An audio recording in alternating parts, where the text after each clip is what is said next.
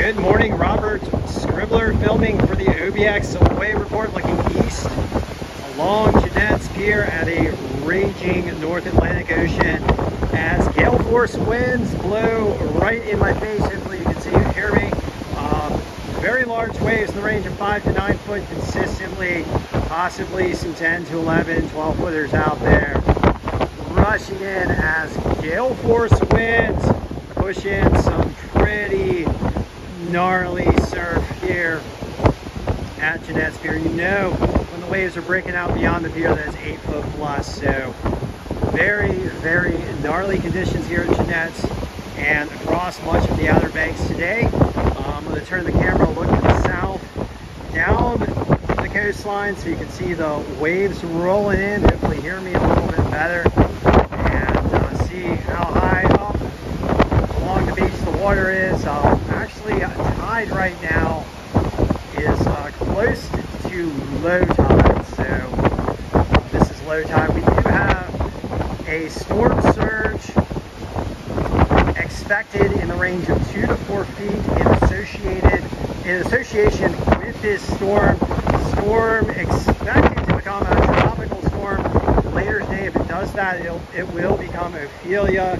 Now, just a very powerful low pressure system off the coast with 50 mile per hour sustained winds and featuring a very large area of tropical storm force winds surrounding it. Nonetheless, for the Outer Banks today, surf conditions are gonna be gnarly. So if you do get out there, please be careful. It is pretty nasty. All right, let's get down to some of the local observations provided by wave models and the wave monitor. I'm going to pull out my notepad, hopefully not get it too wet as I hide from the wind here. Kind of hard. All right, so right now at Nag's Head, according to the official wave reports, waves in the range of 5 to 9 foot plus, choppy conditions, east-northeast swell in the range of 9.5 foot at 7 seconds, northeast winds at 34 miles per hour, so near gale force winds consistent here at Nag's Head. Air temperatures 76 degrees, ocean water temperatures 76 degrees. And in Virginia Beach right now, just to the north of us, waves in the 3 to 6 foot range with choppy conditions.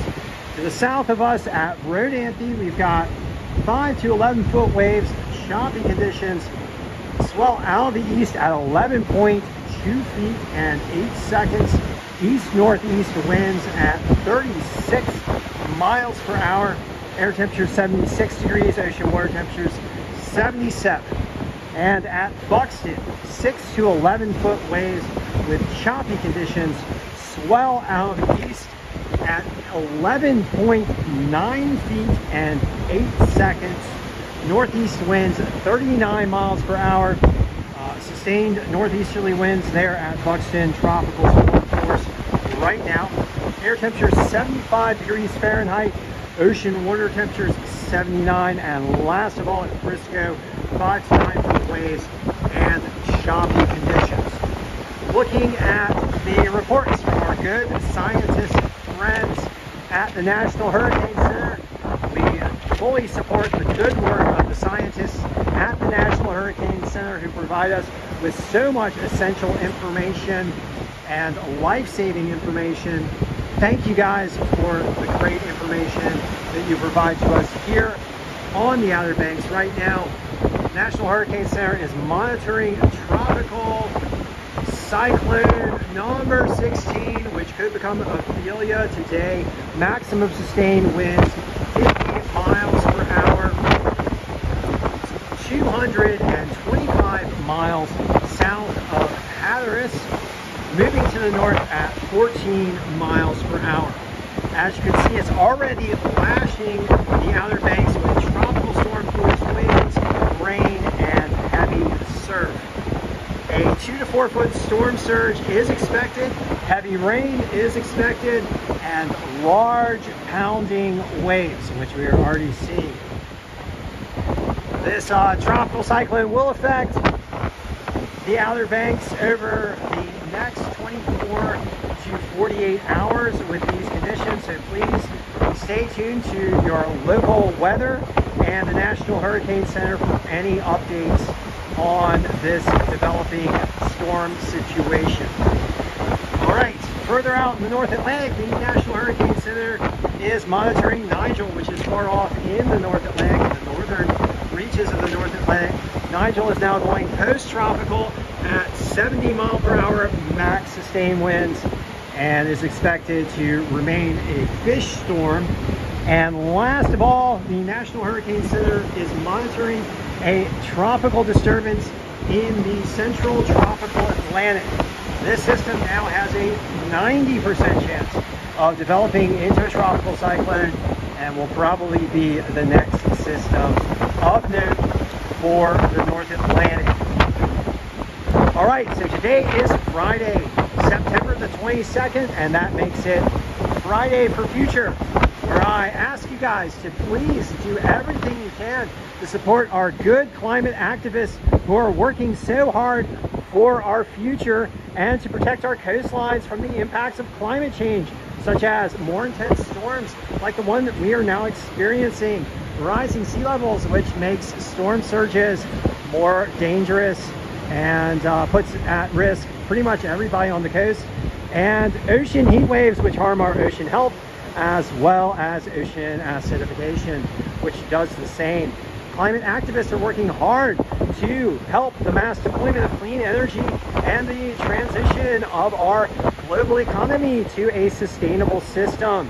This is very brave effort by our climate scientists, our climate activists, who are supported by the climate scientists and who are sadly opposed by fossil fuel industry and various bad actors that incite hatred and violence against them. So please don't fall for any dirty tricks that you see online or hear elsewhere. Please do support our climate activists today on this Fridays for Future, and stand with them. I do want to note some good climate action coming out of government. President Joe Biden has recently announced a civilian climate corps, and this sounds like a really great job for anybody who would be interested in doing some good work as a career for the future. In addition, Michael Bloomberg has announced the investment of $500 million in aiding the transition to clean energy and the mass deployment of clean energy. These are both very positive actions from both government and wealthy individuals to support climate action, and I thought I would give them a shout out on this Fridays for Future as our good climate activists continue to urge those in power, those with influence, and all of us to do everything we can to act on climate. All right, so thank you for joining me for this session of the OBX Wave Report. If you guys do get out there, it's a very dangerous conditions, so please keep your minds of safety. Don't do anything crazy out there. I will myself today be not heading out into this crazy surf.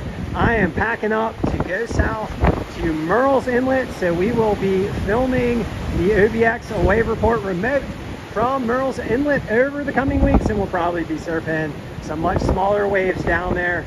Nonetheless, we've got the aim to hit 200, count them, 200 surf sessions for this year, for 2023, by the end of September. I think we're gonna make it, guys.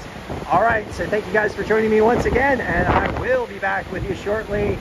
And please, once again, support your climate activists, support your climate scientists, and stay safe as this storm lashes the OBX.